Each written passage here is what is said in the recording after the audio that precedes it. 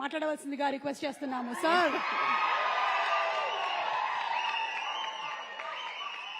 అందరికీ నమస్కారం.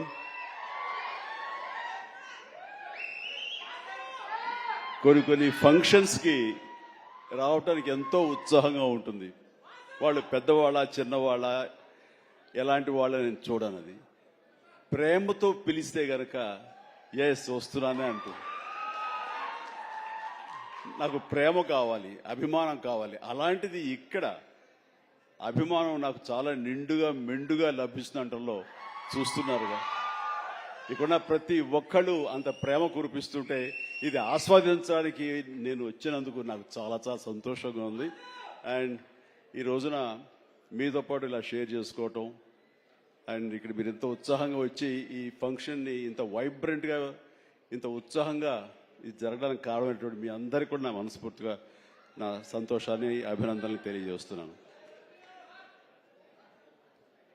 మొన్న పాండమిక్ కోవిడ్ సమయంలో అది ప్రపంచంలో చాలా వ్యవస్థల్ని చాలా రంగాల్ని అతలాకుతలం చేసింది, కన్ఫ్యూజ్లో పెట్టేసింది, భవిష్యత్ ఏమిటో తెలియని అగమ్య గోచరంలో పెట్టింది. అలాంటి పరిస్థితిలో సినిమా రంగం కూడా ఏమైపోతుంది అనే ఒక డోలాయమాన పరిస్థితిలో ఉన్నప్పుడు చూస్తే నిజంగానే అందరూ ఓటీటీలకి అలవాటు పడిపోయారు. అది భాషలకు సంబంధం లేకుండా ఏ భాషా చిత్రాలు సరే చూసి వాళ్ళకి ఎక్స్పోజర్ చాలా ఎక్కువ వచ్చేసింది. ఇలాంటి వాళ్ళకి ఏ సినిమాలు తీసి మనం సాటిస్ఫై చేయగలం, ఇలాంటి వాళ్ళని మనం సంతృప్తి పరచగలమా అనేది ఎప్పుడూ ఒక రకంగా మీమాంసలు ఉంటుండేవాడు. ఆ తర్వాత అలవాటైపోయి జనాలు ఇళ్లలో ఓటీటీలో సినిమాలు చూడటం అలవాటైన తర్వాత వాళ్ళకి థియేటర్ రప్పించడం చాలా కష్టం అండి. అన్లెస్ అది ఏదైనా ఈవెంట్ ఫిల్మ్స్ కానీ, బిగ్ హీరో ఫిల్మ్స్ కానీ, హై బడ్జెట్ ఫిల్మ్స్ కానీ థియేటర్లోనే ఆ సినిమా చూడాలి, ఆ ఎక్స్పీరియన్స్ మనం పొందాలి అనుకునే సినిమాలకు తప్ప చిన్న చిత్తగా సినిమాలకి రావడం చాలా కష్టం అన్నప్పుడు ఇదేమి కష్టకాలం మనకి ఇండస్ట్రీకి. ఈ సినిమా ఇండస్ట్రీ ఏమైపోతుంది? ఒక 5-6 పెద్ద సినిమాలను ఆడినంత మాత్రాన అది సినిమా ఇండస్ట్రీ ఓహో అంటూ కాదు. చిన్న సినిమాలు, చిత్ర సినిమాలు, అన్ని సినిమాలు ఇక్కడ ఎంతో ఉత్సాహంగా జరుపుకోవాలి. షూటింగ్లో ఎంతో మందికి ఉపాధి కల్పించాలి, ప్రతి ఒక్కరు కళకళలాడుతూ ఉండాలి. ఆ చిన్న సినిమాలు అవన్నీ ఏవైనా అన్ని కూడా ఆడాలి, అప్పుడే పరిశ్రమ లాగా సజావుగా కొనసాగుతుంటుంది అని అనుకునే మాలాంటి వాళ్ళకి అలా కోరిక నాకు ఒక రకమైనటువంటి చిన్న బెరుకు వచ్చింది. ఏ సినిమాలు చేయాలి, ఎలాంటి సినిమాలు చేసి రాణించాలని. కానీ అవన్నీ కూడా కరెక్ట్ కాదు. ప్రేక్షకుల్లో ఎప్పుడు తప్పు ఉండదు. ఏదైనా తప్పు ఉండి సినిమాలు ఆడలేదు, రాణించలేదంటే అది ఇదిగో స్టేజ్ మీద మా అందరి తప్పే తప్ప అది ప్రేక్షకుల తప్పు కానే కాదు. అది ఉదాహరణగా ఈ సంవత్సరం 2024లో ఆరంభంలో ఇక్కడ ప్రశాంత్ వర్మ ఉన్నాడు, తను సజ్జా తేజ వీళ్ళు చేసినటువంటి సినిమా హనుమాన్, ఆ సినిమాతో శుభారంభం అయింది. ఆ సినిమాని అనూహ్యంగా లోకల్గా అనుకున్నారు, కానీ ఆంధ్ర తెలుగు సినిమా కాదు, అది ఆల్ ఇండియా సినిమాపై అయిపోయింది. అక్కడి నుంచి ప్రారంభమైనటువంటి ఈ ఆదరణ, చిన్న సినిమాల పట్ల ఆదరణ, చిన్న సినిమాలు అనుకున్నవి, లో బడ్జెట్ అనుకున్నవి తీసిన సినిమాల్ని హై బడ్జెట్ సినిమాల్ని పెద్ద సినిమాలుగా మార్చారు మన తెలుగు ప్రేక్షకులు. అది అందులో దాని తర్వాత వచ్చినటువంటి మన వరుస సినిమాలు, నాకు పేరు వరుస గుర్తు రావట్లేదు, కానీ చాలా సినిమాలు అంటే నీహారిక తీసిన కమిటీ కుర్రవాడు కానివ్వండి, ఆ తర్వాత మన సిద్ధు జొల్లగడ్డ చేసినటువంటి టిల్లు సినిమా కానివ్వండి, ఆ తర్వాత ఆయ్ అనే సినిమా, ఇట్లా ఒకటేంటి చాలా సినిమాలు వరుసగా హిట్ అవుతూ ఒక్క సమ్మర్ మాత్రం అంత మంచి సీజన్ ఈ సినిమాలు లేకుండా చేసుకోవడం అది మన యొక్క జాప్యంలో జరిగినటువంటి పొరపాటే తప్ప. ఆ తర్వాత మళ్ళీ చూస్తే కనుక మొన్న దీపావళికి అమరన్ కానీ, కా కానీ, ఆ తర్వాత లక్కీ భాస్కర్ కానీ ఇవన్నీ కూడా ఎంత ఆదరణ పొందినాయంటే అంతా ఇంత కాదు. వీటి వెనకాల ఎవరు పెద్ద పెద్ద డైరెక్టర్స్ ఎవరు లేరు, పెద్ద పెద్ద యాక్టర్లు ఎవరు లేరు. ఇది కోటాను కోట్లు ఖర్చు పెట్టి తీసినవి కావు. బట్ కంటెంట్ అన్నది ఈ రోజున మన ఆయువు పట్టు. ఆ కంటెంట్ బాగుండాలి, సినిమాల్లో ఎంటర్టైన్మెంట్ పొందగలగాలి, వాళ్ళు ఇవ్వగలగాలి. మనం అది ఆస్వాదించడానికి ఎప్పుడు ప్రేక్షకులు రెడీగా ఉంటారు. అది అందుకనే నేను అంటాను, ఏదైనా సినిమాలు ఆడవు, ఇక ఓటీటీకి అలవాటు పడిపోయారు, థియేటర్స్ రావడం అది కష్టం అనేది మాత్రం అవాస్తవం. ఈ రోజున ఈ మొన్న ఈ సినిమా వరుసలో మన సత్య ఇందులో ఉన్నాడు. సత్య చేసినటువంటి అలాగే మన కీరవాణి గారి అబ్బాయి చేసిన శ్రీ మత్తు వదలరా 2 ఎంత బాగుంది ఆ సినిమా, ఎంత సరదాగా ఉంది, ఆద్యంతో చాలా చాలా బాగుంది. ఇవన్నీ కూడా నేనే ఉత్సాహంగా సినిమాలు 2 సార్లు చూశాను ఆ సినిమా. ఇట్లాగా సినిమా బాగుంటే థియేటర్స్కి వస్తారు, చూస్తారు, వాళ్ళు ఎంటర్టైన్మెంట్ పొందడానికి వాళ్ళు ఎంత డబ్బైనా ఖర్చు పెట్టడానికి రెడీగా ఉన్నారు. అయితే ఆ సినిమా వాళ్ళకి అందేలాగా మనం చాకచక్యంగా తీయాలి, మనం శ్రద్ధాశక్తులతో తీయాలి. ఆ కంటెంట్ని మనం 1-2 సార్లు చెక్ చేసుకుంటే కానీ మనం బయటకు వదలకూడదు. ఎందుకంటే ఈ రోజున దాదాపుగా 125 సినిమాల దాకా ఇంతవరకు రిలీజ్ అయితే అందులో ఆల్మోస్ట్ 20% ఫిల్మ్స్ సూపర్ హిట్ అయినాయి. ఇది మంచి పర్సంటేజ్. అండ్ ఆ రకంగా ఈ రోజున ఈ జీబ్రా మంచి కంటెంట్ తోటి ఉందని అర్థమవుతుంది. ఇది వెరీ గుడ్ ఎంటర్టైన్మెంట్ ఉంది. ఇందులో మంచి స్టార్ కాస్ట్ ఉన్నారు, అందరూ వండర్ఫుల్ యాక్టర్స్ ఉన్నారు. అండ్ టోటల్గా ఇది మంచి ఎంటర్టైన్మెంట్తో పాటు ఒక క్రైమ్ ఎలిమెంట్, ఇప్పుడే విన్నాను ఫ్యామిలీ కూడా ఉంది, ఎమోషన్స్ ఉన్నాయని విన్నాను. ఖచ్చితంగా ఈ జీబ్రా మంచి హిట్. ఇప్పుడే రాశాను అక్కడ, ఈ బొమ్మ సూపర్ హిట్ అని అవ్వాలి, అవుతుంది. అండ్ ఎందుకంటే ఇందులో నాకు కావలసినటువంటి నా మనుషులు అయితే ఏంటంటే ఇప్పుడు అదే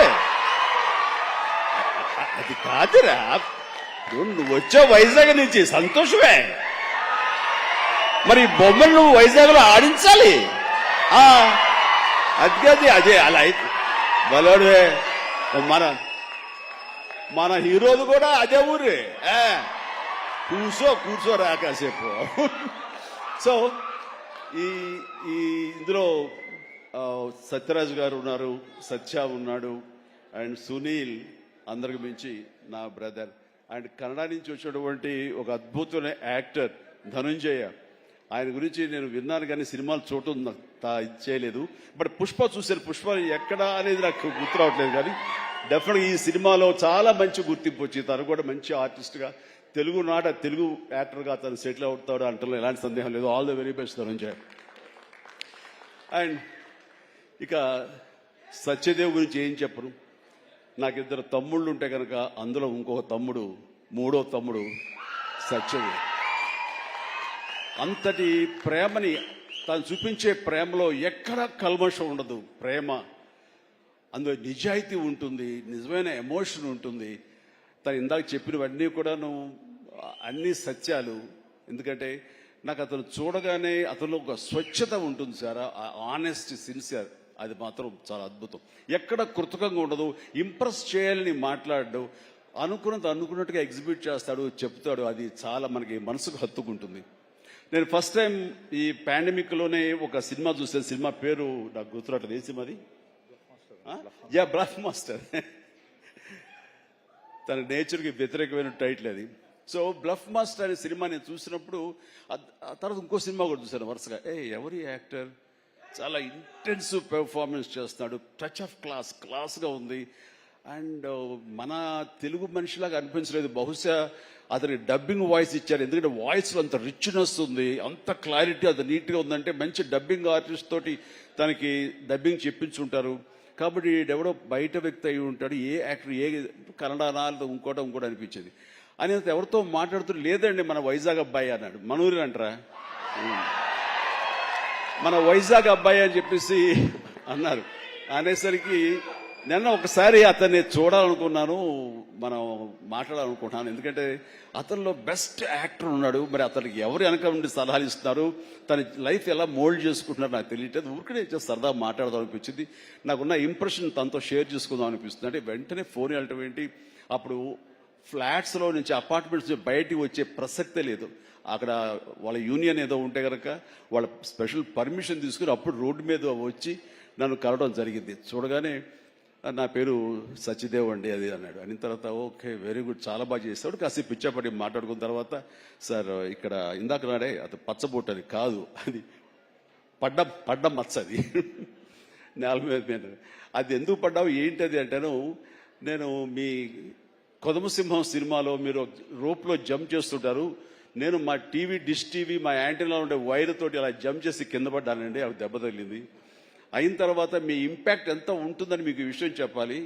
దీన్ని కుట్లించడం కోసం మా నాన్నగారు హాస్పిటల్ తీసుకెళ్లారు. అప్పట్లో మత్తు గిత్తు లోకల్ ఇంజక్షన్స్ ఇవ్వలేదు.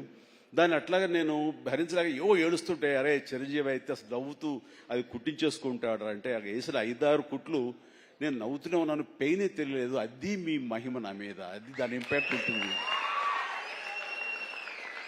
అంటే నేనేమైనా మైకువా లేకపోతే ఏంటి ఎనస్థిషియా లాంటి వాడినా ఏంటి? అండ్ తనకి అంత ప్రేమ, ఆ ప్రేమ మత్తులో ఆ పెయిన్ కూడా తనకు తెలియలేదు అనమాట. అది చెప్పినప్పుడు చాలా ఇంప్రెసివ్గా అనిపించింది. Such a coincidence. తన ఆ మాట చెప్తున్నప్పుడు దాని వెనకాల నా దగ్గర ఒకే ఒక పెద్ద వాల్ పోస్ట్, పెద్ద పెయింటింగ్ ఉంటుంది. అది కొదవ సింహంలో పెయింటింగ్ అనమాట. క్యాప్ అది పెట్టుకుని, సిగార్ నోట్లో పెట్టుకుని, ఇదేనండి ఇది చూసే అన్నాడు. అంటే దాన్ని ఆ ఫోటో ముందు తను మళ్ళీ ఇంకో పిక్చర్ తీసుకుని అలాగే వీళ్ళు అక్కడి నుంచి మా పరిచయం, మా మీటింగ్స్ అప్పుడప్పుడు అనేది చాలా రోజులు ఇప్పుడు ఒకసారి వస్తారంటే రా అని చెప్పడం అలాగా జరుగుతుంది. అందు మంచి యాక్టర్కి సరైన సినిమాలు పడటం లేదు అనేది మాత్రం ఎక్కడో నాకు కొంచెం ఉంది. అంటే హీరోగా ప్రయత్నం చేస్తున్నాడు, హీరో అనేది కాకుండా వెరస్టైల్ యాక్టర్ అనిపించుకోవడంలో మాత్రం తన నటనకి హద్దులు ఎల్లలు లేకుండా చేసుకుంటే మరింత ఉన్నత స్థాయికి వెళ్తాడు. ఆ తర్వాత ఇతను ఏ స్థాయిలో ఉండాలి, ఏ పాత్రలో ఉండాలి, ఏ హీరోగా సెటిల్ అవ్వాలి ఏంటంటే ప్రేక్షకులు నిర్ణయిస్తారు. దాని ప్రకారం మనం ముందుకు వెళ్ళిపోవచ్చు అంటూ గాడ్ ఫాదర్లో ఎవరో నార్త్ హీరోస్నో లేకపోతే ఇంకో హీరోస్నో బయట లాంగ్వేజ్ హీరోస్నో తీసుకొస్తే మనకింత పొటెన్షియల్ ఉన్న ఒక ఆర్టిస్ట్ ఉన్నాడు, అతన్ని ఆ క్యారెక్టర్ పెట్టుకుందాం అని అంటే కొంచెం రెసిస్టెన్స్ వచ్చింది. ఎందుకంటే మనవాళ్ళు అనగానే లోకువ. కానీ అతని పొటెన్షియాలిటీ, అతని టాలెంటు, అది ఎలాగా డెలివరీ చేస్తారో తెలిసి నాకు ఐఎమ్ వెరీ మచ్ కాన్ఫిడెంట్ ఆ యొక్క నాకు ఎదురుగా నిలబడే పాత్రలో చాలా అత్యద్భుతంగా చేయగలడు అని చెప్పేసి ఆ సినిమాలో నేను చెప్పాను కాబట్టి స్ట్రాంగ్గా ఒప్పుకున్నారు. ఇందాక తను చెప్పినట్లుగా తను అంతకంతగా ఆ దాంట్లో రాణించాడు, మెప్పించాడు, ఒప్పించాడు. ద ఫెంటాస్టిక్ పెర్ఫార్మెన్స్ ఇచ్చి ఆ సినిమా అంత ఎత్తుకు వెళ్ళటానికి, ధీటుగా నాకు నిలబడి చేయడానికి తను కారణమయ్యాడు. అలాంటి సత్యదేవ్ నా నమ్మకాన్ని నిలబెట్టాడు. ఇందాక అది ఆ మాట తను అన్నప్పుడు మనస్ఫూర్తిగా దాన్ని నేను ఆహ్వానిస్తున్నాను, ఆస్వాదిస్తున్నాను. అండ్ తనకి ఇంకా ఎంతో మంచి బ్రైట్ ఫ్యూచర్ ఉంది. ఎందుకంటే సత్యదేవ్ లాంటి వెరస్టైల్ యాక్టర్స్ మనకి తెలుగులో కరువైపోయారు. తను పరిధిని లిమిట్ చేసుకోకపోతే, ఎక్స్పాండ్ చేసుకుంటే బోల్డ్ అయిన అవకాశాలు తనకు వస్తాయి నేను చూస్తాను కూడాను. అండ్ అలాంటి ఈ సినిమాలో తను ఒక మాస్ హీరోగా కామెడీ తోటి, చాలా చక్కగా సెటిల్డ్ కామెడీ తోటి, ఒక యాక్షన్ తోటి ఈ సినిమాలో తనకి మంచి భవిష్యత్తు మళ్ళీ ఏర్పడుతుందని నేను భావిస్తున్నాను. అండ్ నా తమ్ముడుగా సత్యదేవ్కి ఆల్ ద వెరీ బెస్ట్ చెప్తూ ఈ సినిమా తనకి అద్భుతమైన విజయం చేకూరాలి. Please God bless really. నిజంగా ఇంకా నేను మరింత ఎత్తులు చూడాలి సత్యదేవ్, చూస్తాను కూడా. అండ్ ఇక ప్రొడ్యూసర్స్గా ఇద్దరు ద్వయం, మన Dinesh and Bala and Dinesh. And అలాగే వాళ్ళని సపోర్ట్ చేస్తూ ఇక్కడ ప్రస్తుతం ఉన్నట్టు ఎస్ఎన్ రెడ్డి గారు ఉన్నారు, బిల్డర్. ఆయన కూడా సపోర్ట్గా ఉన్నారు. వీళ్ళందరూ లాభాపేక్షతో కాకుండా ఒక ప్యాషన్ తోటి వాళ్ళు రావటం. సినిమా అంటే ఏం తెలియదు, సినిమా అంటే ఇష్టం కాబట్టి ఆయన కూడా ఓకే అంటే ఆయన ఇందులో కావాల్సినంత బడ్జెట్గా హై బడ్జెట్ అయిందని వింటున్నాను. బట్ దానికి పెట్టడం, దాన్ని ఈ యొక్క Eshwar Karthik director, wonderful director. ఎందుకంటే ఆయన సినిమా పెంగ్విన్ అని తమిళ్లో నేను చూశాను సినిమాని పాండమిక్ టైంలోనే. And very refined actor, director. ఆయన ఈ సినిమాకు చాలా చక్కగా చేశారని తెలిసింది. అండ్ డెఫినెట్లీ ఆ టీం అందరికీ కూడా అద్భుతమైనటువంటి విజయం ఈ సినిమా చేకూర్చి వాళ్ళకి మరింత పైకి వెళ్ళడానికి ఎంత దోహదపడుతుందని చెప్పేసి నేను మనస్ఫూర్తిగా విష్ చేస్తున్నాను. అండ్ అలాగే హీరోయిన్స్ వాళ్ళకి అంటే ప్రతి ఒక్కరికి, టీంలో ఉన్న ప్రతి ఒక్కరికి నా హృదయపూర్వక అభినందనలు తెలియజేసుకుంటూ నాకు ఈ అవకాశం ఇచ్చేందుకు ధన్యవాదాలు తెలియజేస్తున్నాను. All the very best. గారిని ఒక్కసారి వేదిక మీద ఉండవలసిందిగా రిక్వెస్ట్ చేస్తూ ఆహా శ్రీనివాస్ గారిని కూడా వేదిక